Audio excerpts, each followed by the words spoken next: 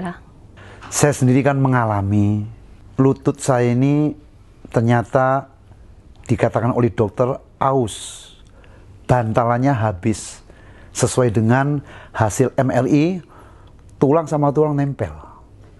Lalu saya selama ini kan saya ini latihan kungfu. Saya pemikir, saya coba ke dokter, 4 dokter sampai 5 dokter mengatakan bahwa saya harus dioperasi ganti tempurung. Saya coba cari alternatif lain ke dokter Singapura, pindah lagi ke Penang, tetap semua mengatakan harus ganti tempurung. Lalu suara hati saya ini mengatakan, kok bisa ya? Saya dulu jago kungfu, ya, lihat foto-foto saya, bodinya, kakinya sempurna itu. Jadi merasa terpukul lah dengan hasil MRI. Lalu saya coba untuk berpikir saya tidak mau operasi. Maka saya cari cara menganalisa sebegitu banyak gerakan ataupun senam baik dari kungfu dan lainnya. Akhirnya menemukan satu gerakan di mana lutut yang dari jinjit dan jingket ke atas itu, lalu saya coba sebulan, 2 bulan, lalu tangan ditambah lagi variasi tangan. Setelah melalui latihan yang begitu ketat, kok berubah ya? Nah, dari latihan keras saya banyak perubahan. Yang dulunya berdiri lama sakit, sekarang sudah bisa sembuh. Yang dulu olahraga sulit, saya bisa badminton kembali. Maka dari sini saya mulai bagi ke luar. Ternyata banyak sekali penderita lutut. Dan dari situ saya mulai membagi ya.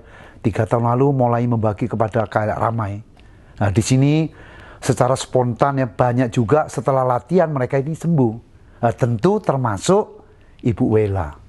Jadi tulang sama tulang lutut, kalau kita gerakkan secara alami dan diulang, itu secara postur tubuh atau postur manusia tadi, itu dia bisa mengeluarkan semacam cairan minyak yang akan melumasi bantalan yang habis.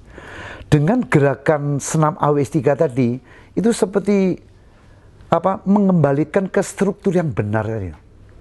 Nah, dari latihan-latihan seperti ini kalau dilakukan sehari kira-kira 80 sampai 100 kali, apalagi kalau tiap hari, dia akan mengadakan penyesuaian.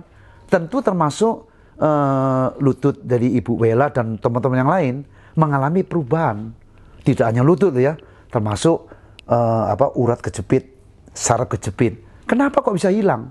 Nah, karena kalau kelenturan dilakukan dari belakang tangan ke atas, ayun diulang terus, akan terjadi pelonggaran otot sehingga ruang itu lebih luas dan sehingga kejepit ini kembali pada tempatnya. Nah, termasuk khususnya lutut dari Ibu Wela ini.